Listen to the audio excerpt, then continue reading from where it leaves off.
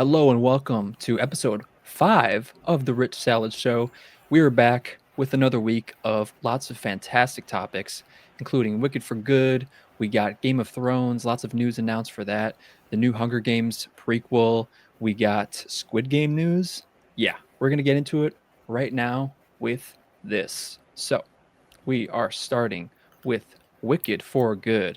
So, I saw this last night and going into Wicked, I was never really a big fan. It was there's just something about it that just wasn't for me.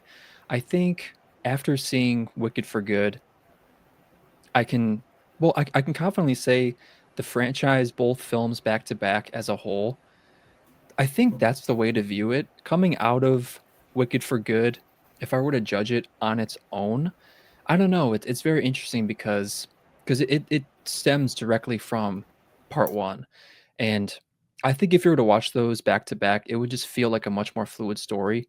Because I feel like going into every film, whether it's a sequel or just on its own, it should kind of stand on its own merits with a beginning, middle, and end. And this, of course, has that, but not not in the traditional sense of storytelling for me. So it didn't really work for me as like a complete story, but I think the best way to view these films are back to back and you should have a great time.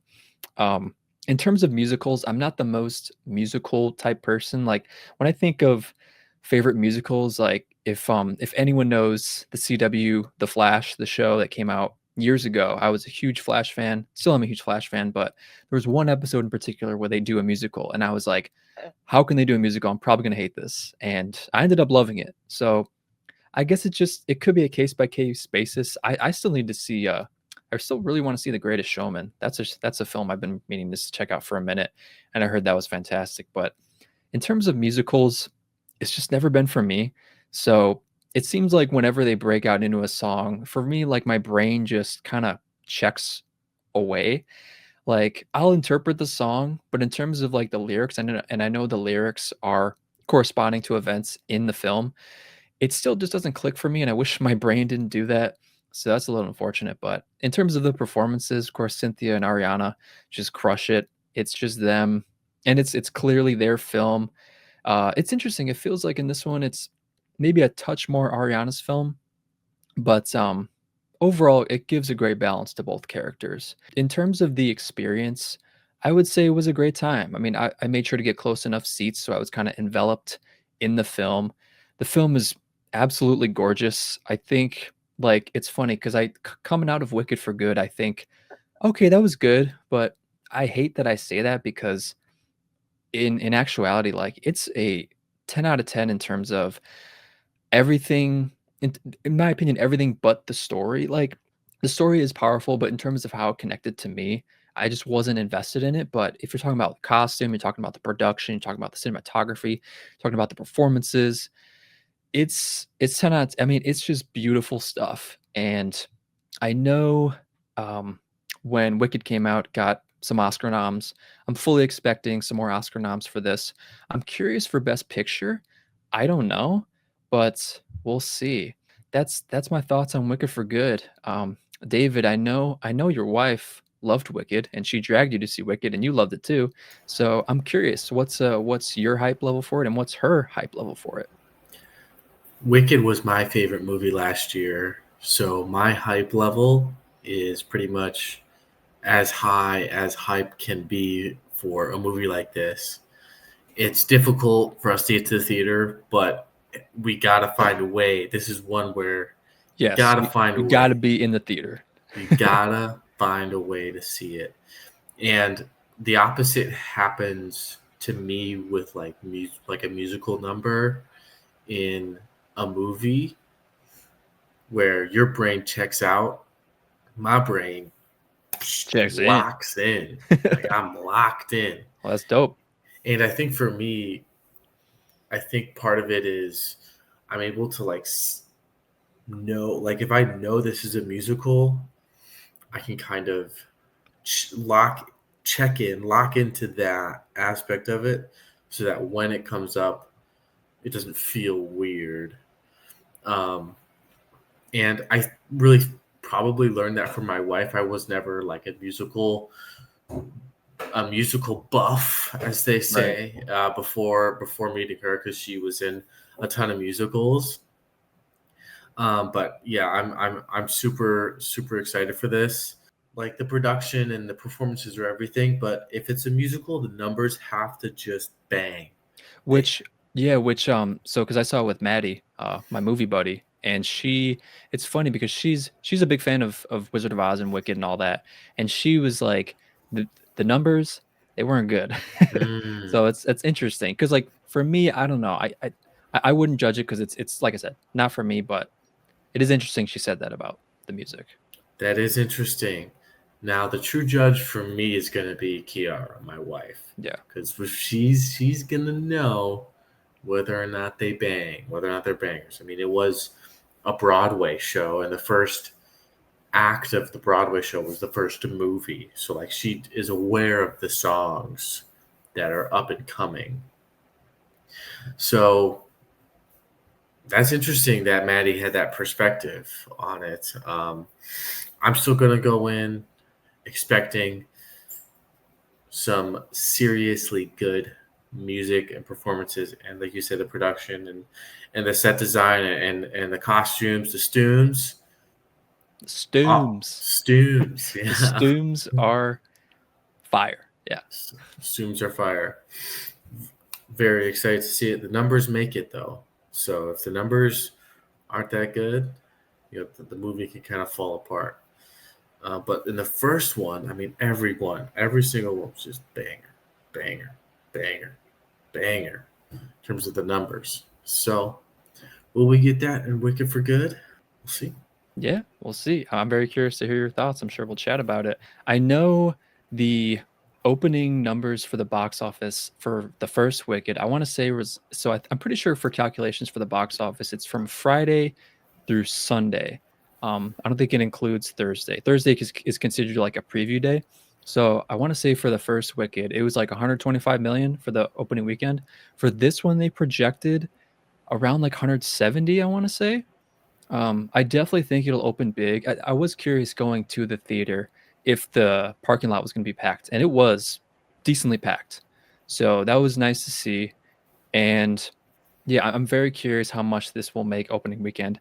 I'm going to say definitely over 125 million. I think that'd be really sweet to see. Yeah, I think of course any if any film makes that kind of money, that's pretty it's pretty good for the film industry. We need much more of that. So, and what is interesting, so because I still haven't seen Wizard of Oz, so I've only seen Wicked and then Wicked for Good.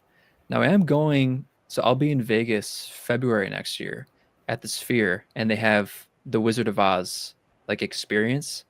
So that'll be my first taste of Wizard of Oz. So I think it's going to be an interesting thing having Wicked in my brain, but going into the Wizard of Oz, while most people have Oz and then going into Wicked. So Have we'll you? I see. mean, do you not know the story? I mean, do you know the story of the Wizard of Oz? Kind of because of Wicked, because they showed what's really neat is, and what I did like in Wicked for Good was that they referenced the Wizard of Oz events, but not deliberately. Like they tease what happened, and I pretty much know like a gist of it. Well, so something that's interesting. I don't know if you know this, but the Wizard of Oz is not copyrighted. So is it like public domain? I believe Is it so. kind of? Yes. Yeah, Yes. well, because like, well, I think Warner Brothers they own Wizard of Oz, and then Universal is doing Wicked. So like I think it started with a book, and then the book was public domain. And so like there's all these Okay. spin-offs essentially that are just different. So Wicked is essentially a fan fiction of Mm, the Wizard of Oz. It's really good. yeah. But essentially that is what it is.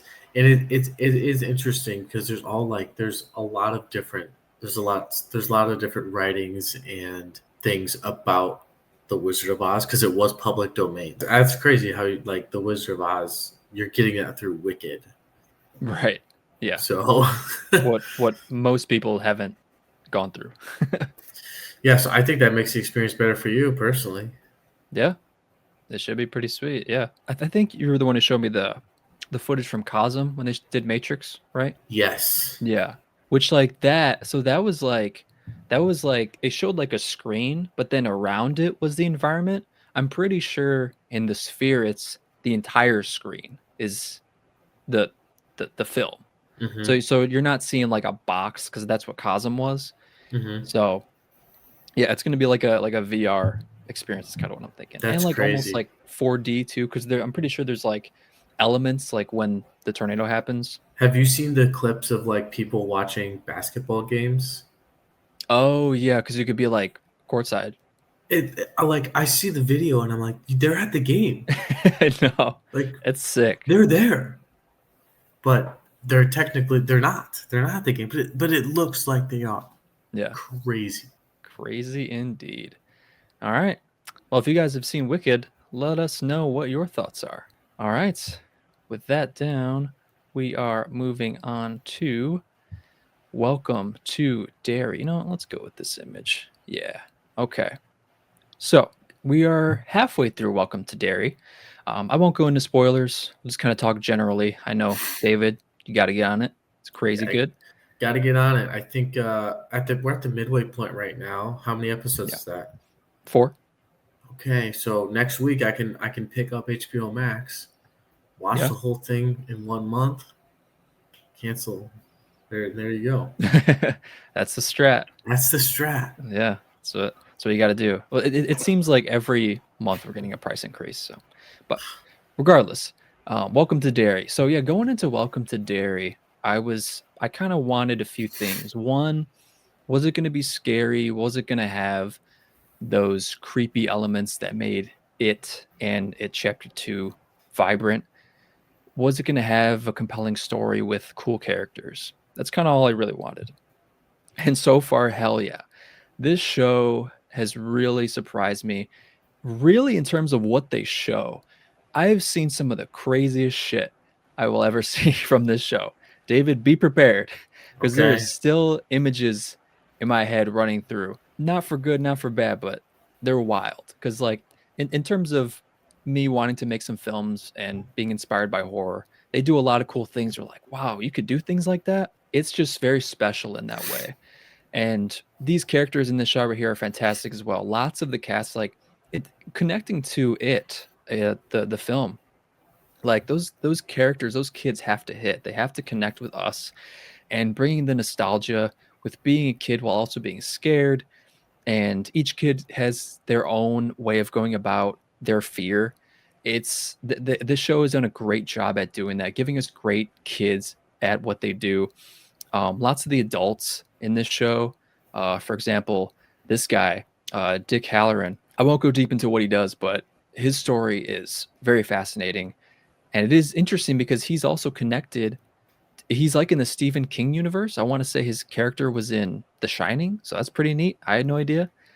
So it's really neat to see more things connected like that. But the kids and the adults in the show, like each of them have their own storyline, and you could tell they're going to connect at some point. Also, another thing was how are they going to handle Pennywise? And I absolutely love what they're doing. They're they're not just going to give them to you. They're going to tease them out, and they've been really giving us breadcrumb after big breadcrumb after huge slice loaf, whatever. And so it seems like each episode we're getting closer to that reveal, and it's weird. It's almost like it's hype because, like, I mean, I know me and David, we joke about All Might a lot from My Hero, the anime hype, and it's like whenever they tease him a little bit, I'm just like, let's go, like it's Pennywise, and he's just there's something epic about him. I know he eats kids, he's really bad, but there's something still epic about him. I don't know what it is. In terms of that, in terms of the stuff you see, the scariness of it, the just awful images you see, it's just fantastic. And coming from someone like me who used to be terrified of stuff when I was younger, it's just I'm proud of myself that I could handle this and really enjoy it because it really means I turned a leaf with that. So proud of that. That was sweet. Yeah, David, after hearing how the mid season has gone, what's your excitement level for it? Excitement level, I would say high. I'm a little nervous but I think that comes with the territory for something like this. Yeah. I was obviously nervous watching it and nervous watching other horror movies. I'm not a super into horror fan, Hmm. but I love the expansion of the It universe. And it sounds like they're doing some pretty crazy things based on what you have said. Next couple of weeks, I'm gonna have to pick up HBO Max and get going on this. Absolutely. I remember, like I said, that first episode gets you. It's it gets you. So that is it. All Welcome to right. Derry. It welcome to Derry. Super excited for more. It's always one of those shows. Whenever it's Sunday, I'm so excited. Like for me, a good gauge to let me know that I love a show is like is it Sunday yet? And tomorrow's Sunday. We film this on Saturdays. Super excited for Welcome to Derry episode 5. That is going to be a fun time. All right. And if you guys have seen Welcome to Derry, let us know what you think. I'm excited to hear your thoughts on that. All right. With that down, we are moving straight on to Squid Game America. Now, it's funny. I feel like I was late to the Squid Game. I think I saw it for the first time early last year. I was hooked. Like, of course, hearing people, because I want to say it was Netflix's most like successful launch show. Yes. And Yes, yeah, you're okay, correct with that. sweet. So I don't know. I feel like at the time I was just in a mood. Oh, I won't see Squid Game just because it's popular. It's like sometimes I get like that, unfortunately. But then over the course of time went. My parents saw it and they loved it, and I was like, all right, I feel like I should give it a shot. And first episode down, I was instantly hooked. It was just, it was, it was definitely heartbreaking in moments, but overall, it was really fun. Like I mean, it sucks seeing people die, but like it's kind of entertaining. it's just it's just how it is. I think what Squid Game did so well, I mean, bringing Lee Jung Jae, that was the actor who played, I think, was it Gi Hun? Gi Yeah, Gi-hoon, yeah. yeah, yeah. His performance was phenomenal. I mean, just at moments trying to get people to realize what's going on. He just did such a great job. I'm so glad I saw this with subtitles too, because I know some people choose the dubbed option, but if you want to get the full experience of their performance, you got to go subbed. And because he brings it, he totally brings it. Everyone in the show brought it, but he was so special. I'm very curious to see what he does after this. I know he did one of the Star Wars shows, Acolyte. Show was garbage, so it's unfortunate that, but he was great in it. So back to Squid Game, we got the news that Squid Game America is coming, and David, are you aware of the end of Squid Game? So, I guess I'm not fully aware of what they set up. Okay. So, I guess um, I'll lightly spoil it in a way. well, you But can just fully spoil it. Spoiler okay. warning for All right, anyone cool. Yeah. watching. At the end of it was season 3, right? Because season Yeah. 2 and 3 were split, even though they probably should have been one full season. That's the Mhm. thing. I think at the end of season 2, people had a gripe because it just kind of cut, and I could totally see that. So I think season 2 and 3 should have been the same in the same season. But regardless, at the end of season 3, we get a tease that I want to say they're in Hollywood. They're in LA. And we see the lead guy, the front man. He is in some sort of limo driving around, and he notices Kate Blanchett playing that game of throwing down that paper thing. They're teeing Tai up. Chi. Yes, they are teeing up a Squid Game in America. And once I saw that, I was like, let's go. I love this show because it's weird. I feel like I'm the only one or a part of a small group that really loved like season 2 and 3. I don't know. I feel. I mean, season 2 did such a great job. Season 2 and 3, in terms of bringing us, I think, even richer characters. Because I feel like a show is just as good as its characters, and a story has to have rich characters for you to get invested in to make the story more fruitful. And season 2 did that so well with giving us other participants in these games that you really feel for. Like the mother and son was just heartbreaking in terms of what happened later. Lots of with the one girl who was pregnant. So many tragic stories within characters who are fighting to get this amount of money when they have nothing left to lose. So you understand, like, I think this show does a great commentary on what people will do for money when they're desperate. And So I'm sure we'll see more of that in Squid Game America. Um, David, now that you're hearing with the new Squid Game show coming, what are your thoughts? Well, it's interesting because I know that this is just probably a quick a cash grab. It definitely kind of feels like they are milking this like as much as they can. I mean, they had the reality show, Yeah, right. um, The and challenge. they had the reality show. The director of the original Squid Game, I don't think wanted to do a season two, but it did so well that like they basically like forced him to come back um, to do a season two and then a season three. That's I guess that's what I heard. Whether or not that's true is up for debate. But am I gonna watch Squid Game America? Yes, I'm gonna watch Squid Game America. I'm gonna watch it because I'm so interested to see the games. And that's the Yes, that's question. absolutely. So, question I have for you Yeah. is what do you because the games are like it's part of the culture, and that's why it was so popular. Like these are kid themed games. So, what games can we expect to see in Squid Game America? What do you Yes. think? Well, I immediately thought of, you think Red Rover? Red Rover, okay. Yeah. I could see something like Gosh, that would that. be brutal. I mean, of course, they're going to be on some sort of pedestal with a 50,000-foot drop, and like they're going to have to do something within that. Yeah, I'm trying to think of some other ones. I was thinking like some sort of like flashlight tag, something like that. Would that work? Or I've never did played. did you ever do Ghost in the Graveyard? Yes, Okay. I did that game. Musical chairs. Oh. Okay. I can picture that. Dodgeball. That would be kind of Do funny. Dodgeball with like spikes on it or something? No, just I guess like you just get shot Yeah. if Well, you get if you get hit, you get shot. hit. um, Yeah, okay, I'm trying to this think of other one this ones. one has to be in there. The pacer test. That has to be in it. You Oh have to make man. it the full 90. The fitness gram pacer test is a multi-step aerobic capacity test. You did the pacer test, right? Absolutely. Yeah. Okay, how The far did pacer you get? test is infamous.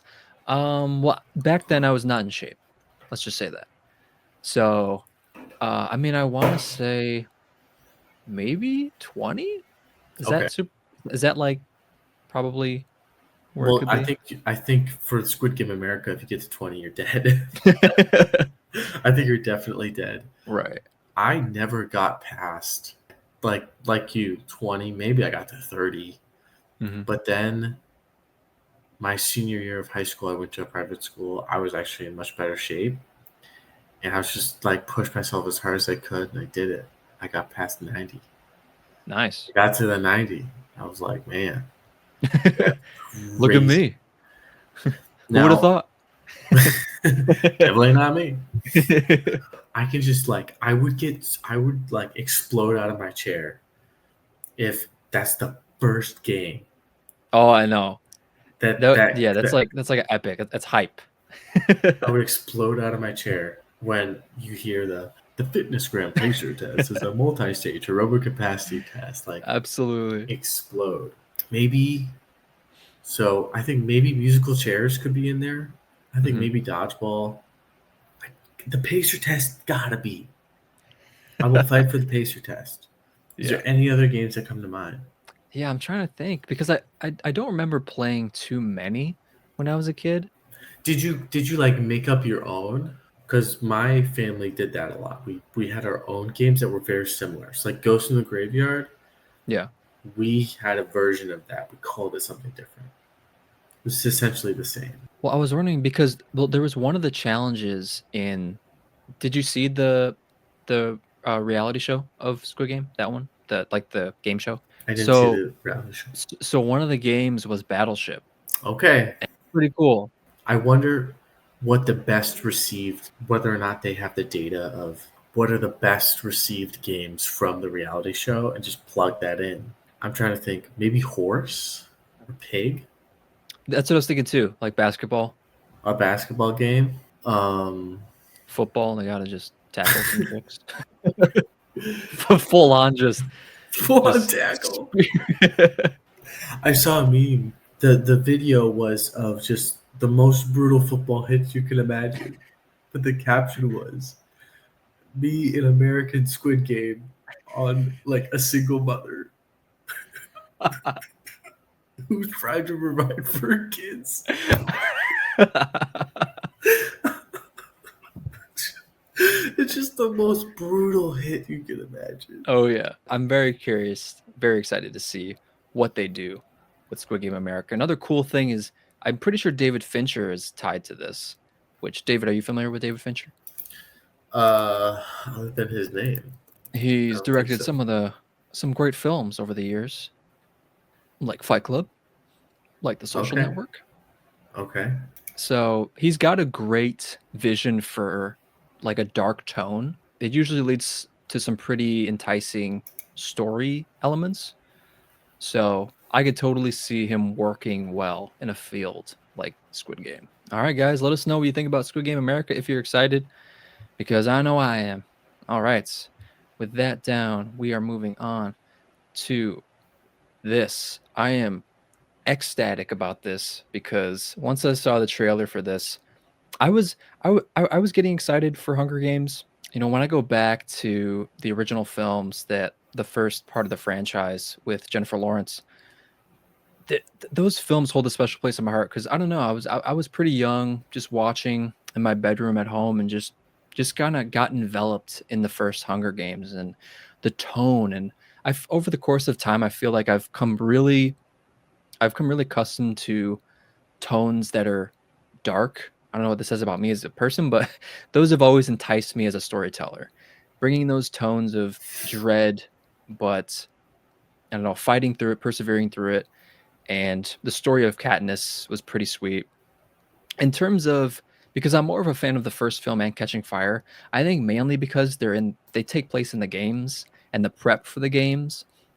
All I think for me, what makes Hunger Games work is when they when they do the actual Hunger Games.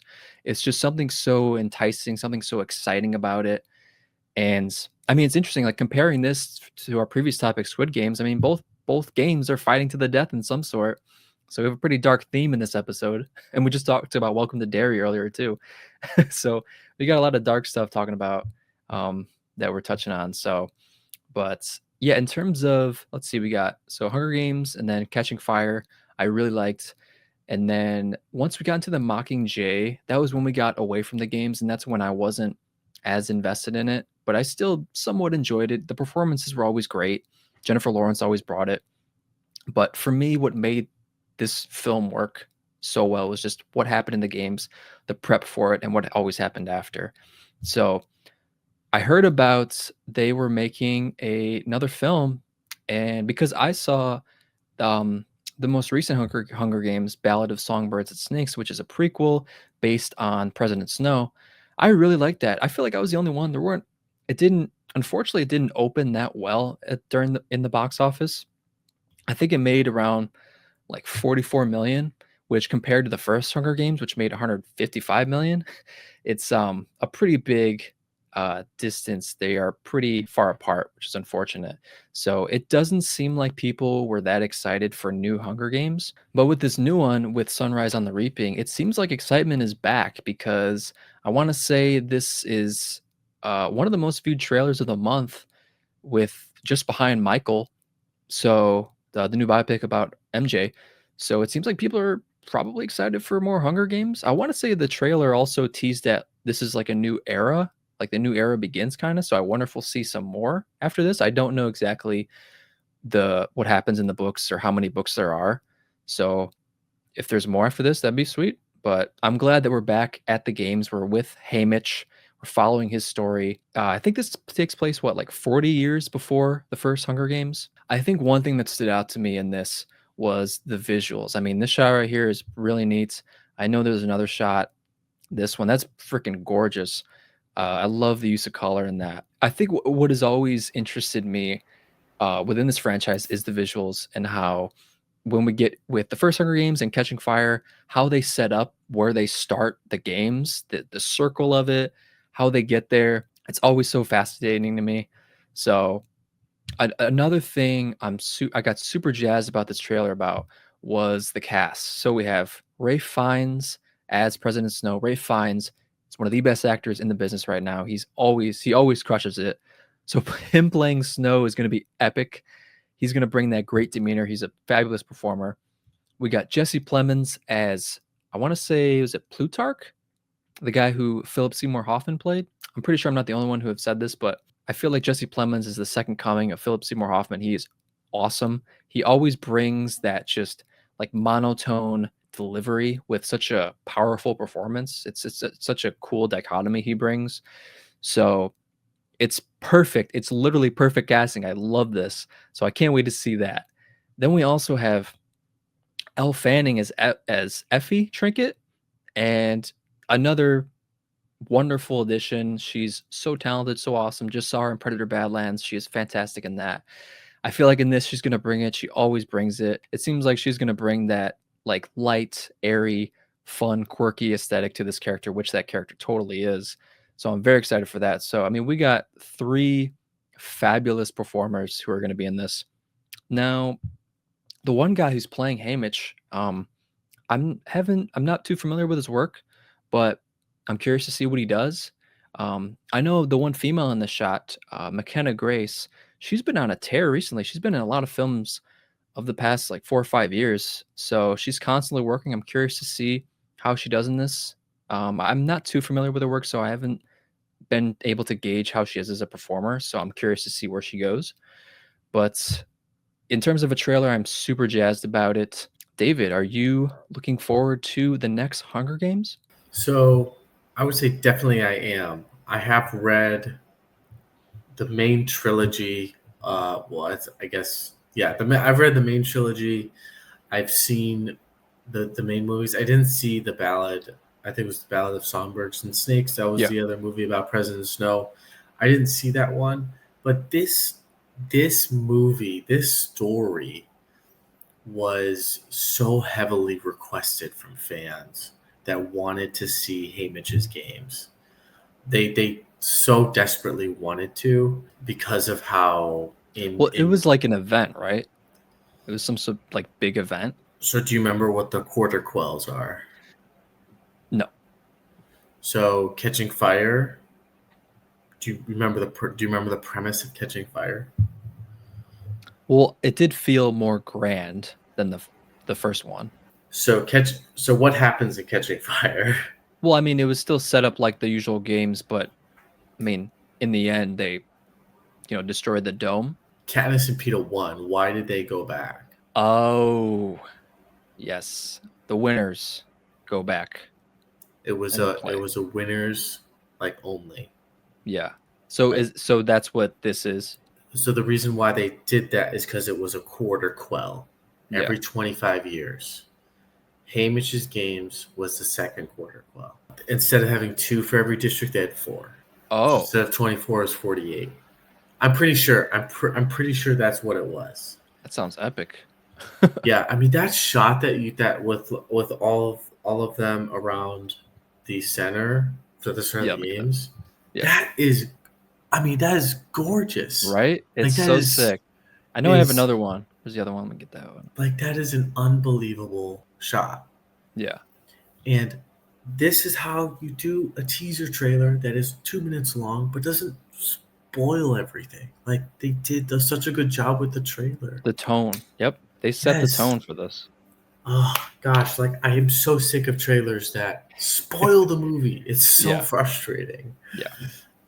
But this was like you can do it, but like a teaser that's 30 seconds is like okay. A teaser that's 2 minutes doesn't spoil the ending, sets the tone. Bam, they nailed it out of the park with this. Really excited for it. Again, this was such a heavily requested book from fans, and then now a movie hyped for it. Heck yeah. Now we're seeing what's interesting is well with next month with Avatar, we have the Avengers Doomsday trailer attached to it. So it's a year out. So we're seeing well, and same thing with Odyssey. So we're seeing films, what seems like big event films, drop a trailer a year in advance, which that doesn't happen. Like they usually don't drop a trailer a year in advance unless it's for a reason. This comes out in exactly a year.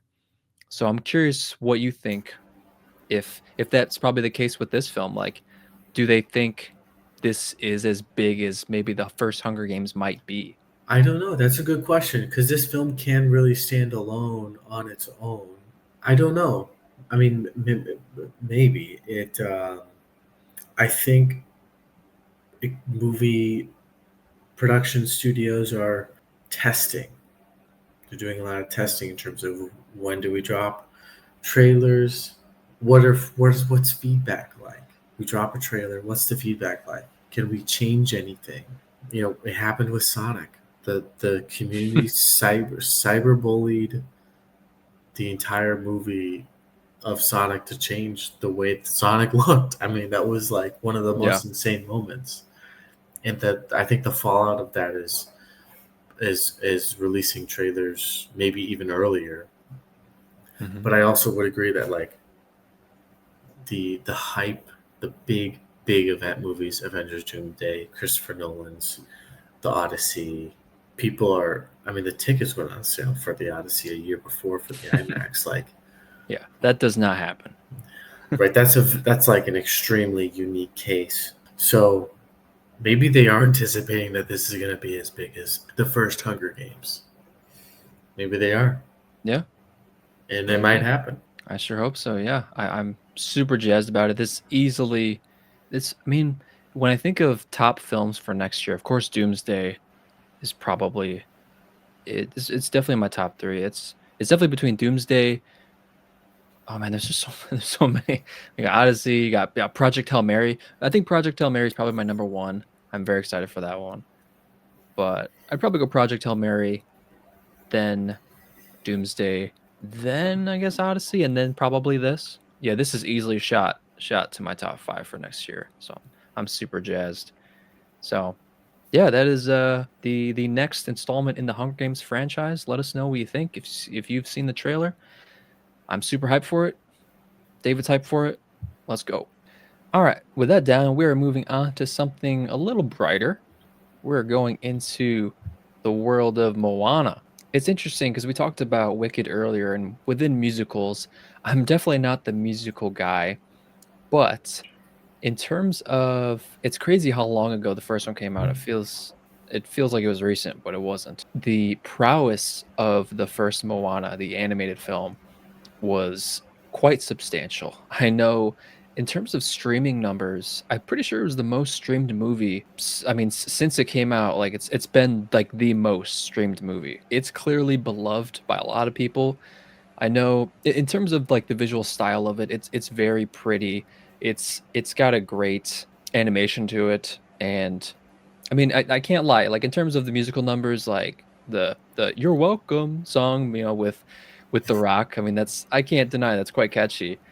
And anything with The Rock in it is always gonna intrigue me somewhat. So um, I know with that first film, I don't quite remember my thoughts on it because I know David because we were together when I saw it for the first time. Remember, it was like the end of the year meets at Astrid's house at our coach's house and we all watched Moana. I remember that. Yeah, that was like one of the first like gatherings we had as being a team. If anyone didn't know, me and David were on the bowling team. We were pretty good in college. So, but yeah, hit us up on the lanes. So Moana during that time because we were watching it with our kid and Mia and she was so ecstatic about it. It was like her favorite film. She was obsessed with it.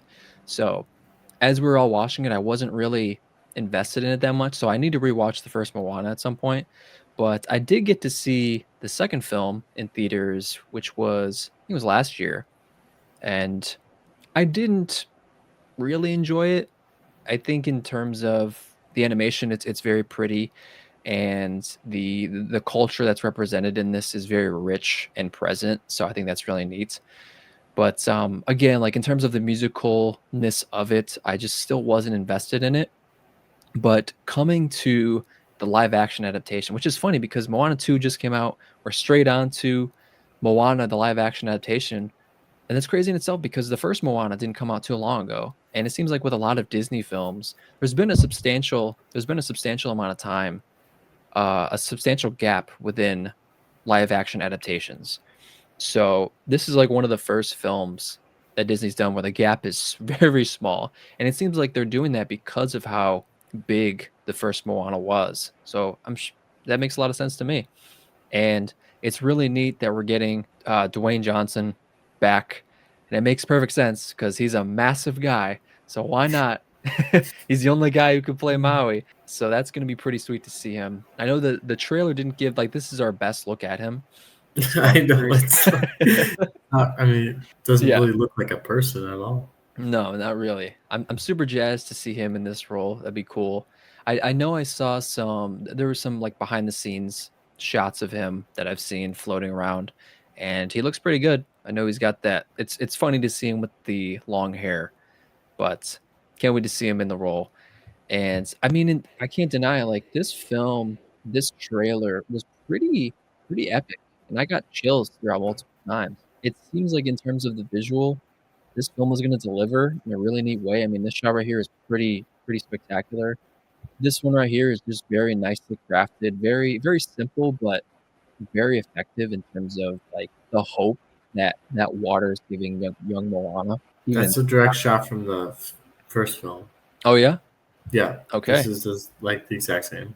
Sweet. Yeah, it looks beautiful. And this one too, in the water, I mean, it seems like you're gonna get a visual spectacle within this.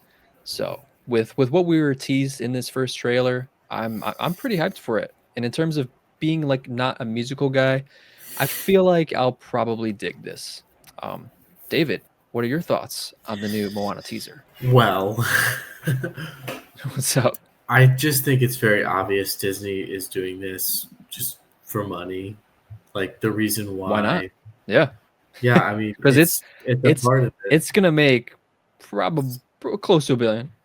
Probably a billion. Yeah, it's gonna make a lot of money. The data is there that they love it, and I'm sure they have very impressive data models showing the retention rate and the streaming numbers and all the things on Moana. So it's something that families are just gonna go to the theater and their kids can love it and sing all the songs, and they're doing it for monetary reasons. I honestly don't know if it's gonna add anything like different really to like in terms of just Yeah, because I think like when I think of their track record for adaptations, it's been kind of hit and miss. I mean, but when I think of Aladdin, that was awesome.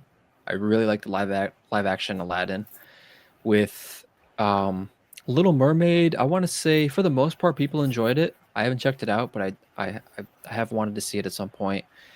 Then we just had Snow White, which yeah, it was kind of so-so. And I know with what was it? With Lilo and Mulan, Stitch. people didn't like that. Oh, well, Lilo and Stitch. Lilo and Stitch did pretty well. I mean, people love that. I know it's the only $1 billion film this year. So Lilo and Stitch made $1 billion. it did. So That's crazy. people dig it. I heard Yeah. so many bad things about the ending. I wasn't a big fan of it, but it sure made a lot of money. It So made money. It made a lot of people dug money. it. Yeah, I think this will probably be another example of that of definitely making a lot of money. I know people are going to be excited for it. I hope it's good.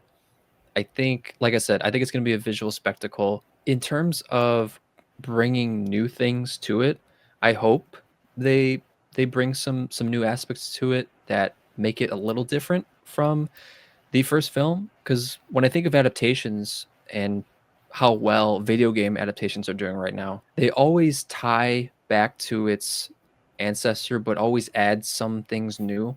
But they still have the overall story locked. They still have what made the original thing great in the live action. So I hope they're able to kind of use that with Moana. Yeah, I think they will. I think it's not a movie that I'd be like excited to go see in live action. Like it's not. Really? No, Yeah, I'm I not. kind of am. Yeah.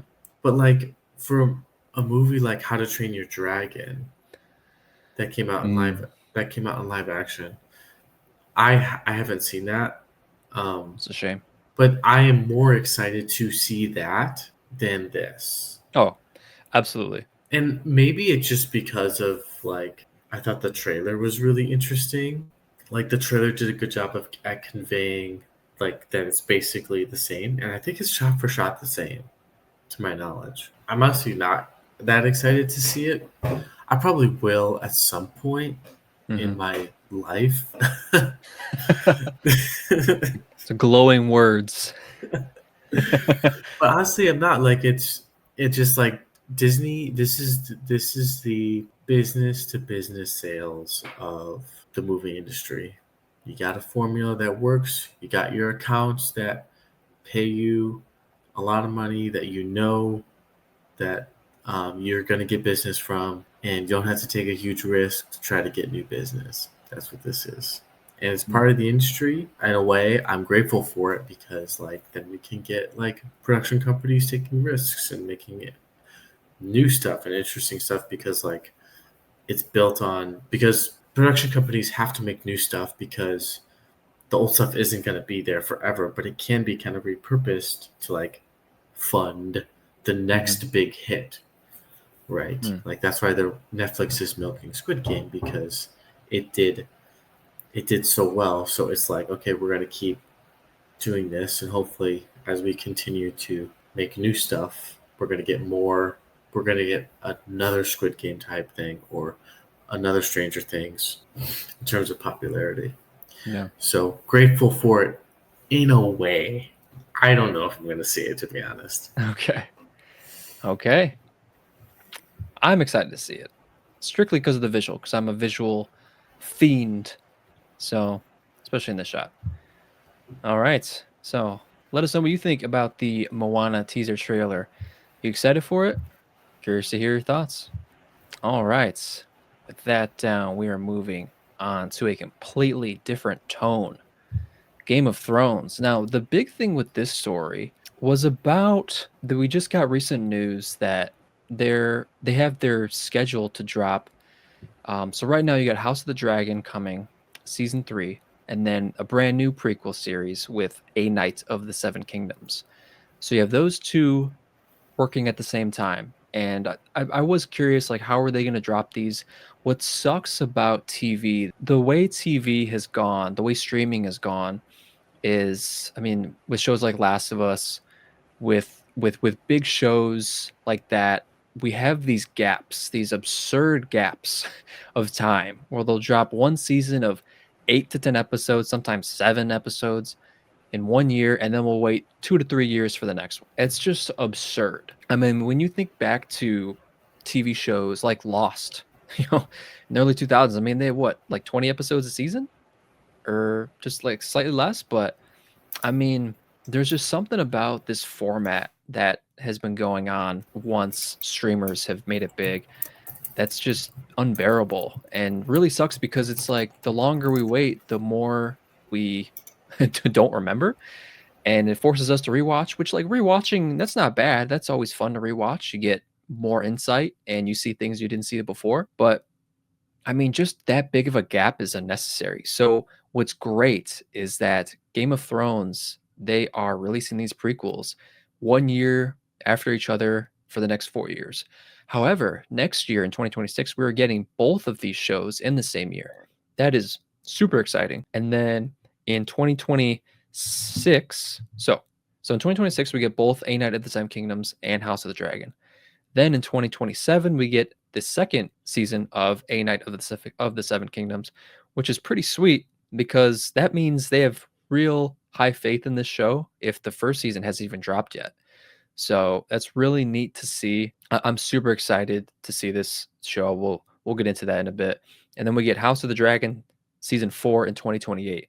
So for the next 4 years, we're getting Game of Thrones content, which, if you don't know me, Game of Thrones is probably my favorite show.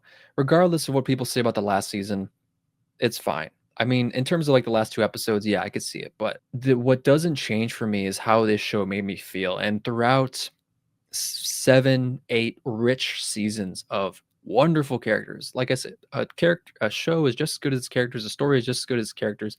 Each character in this series of the Game of Thrones series, they're so fascinating, they're so rich, there's so lots of bad, there's also hope in there as well. We've seen lots of great performers come out of this. We've seen Pedro Pascal do some great work. It was neat seeing him in there. Peter Dinklage was fantastic.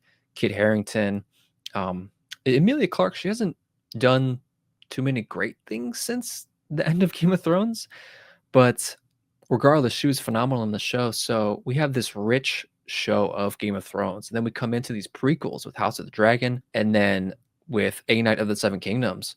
So stemming off of Game of Thrones, it seems like they're just able to dive into this well even more and create more rich characters and rich stories. Now, the big difference between House of the Dragon and A Night of the Seven Kingdoms is the throne. In House of the Dragon, it's very pseudo Game of Thrones in a way. People are fighting for the throne, so you get that battle aspect of it, and a lot of treachery, lots of seduction, and all that stuff. All the stuff that makes Game of Thrones great and fun to watch.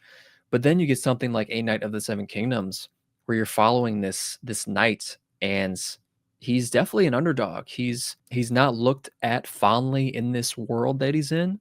So a lot of us can relate to this character, and I feel like this show, I don't know, something about it tells me that it could maybe outperform House of the Dragon in a way, just because of its relatability. What's really neat when we got this first teaser, I want to say maybe a few months ago for A Night of the Seven Kingdoms, was the tone feels different. Like it still feels in the vein of House of the Dragon and Game of Thrones, but it has a lighter side to it because we see in this image right here. I want to say the knight is Sir Duncan the Tall, and then his squire is named Egg. So you have Dunk and Egg, and it just seems like this show is going to have a lighter tone, which is very refreshing to see in a series like Game of Thrones, because of course, in the span of 7, 8 seasons of the show, and then House of the Dragon, you have lighter moments, but overall, it's a dark show.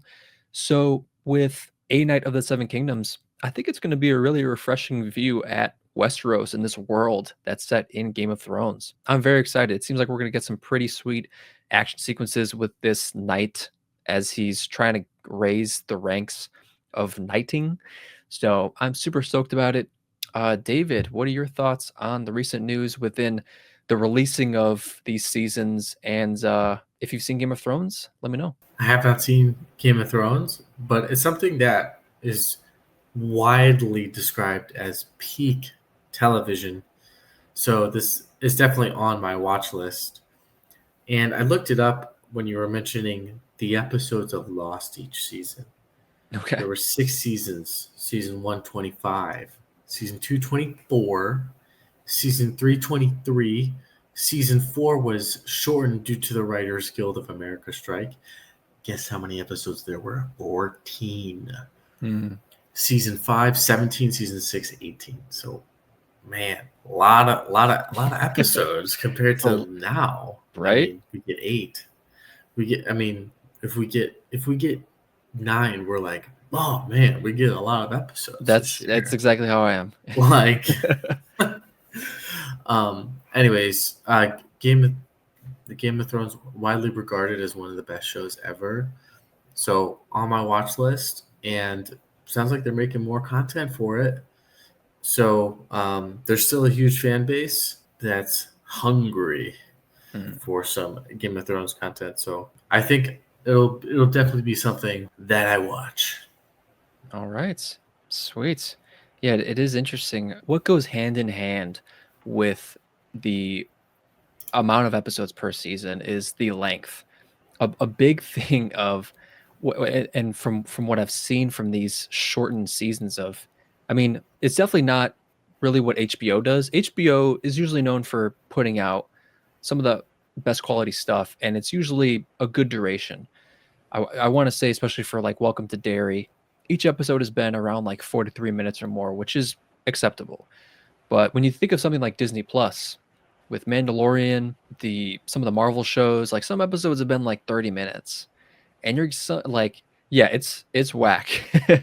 So when you're giving us like It's Dookie on Dookie. You're getting an 8 episode season with like some episodes, sometimes even half of the episodes being like a half hour. That's just unacceptable. You can't do that because I feel like you want to make these shows and events.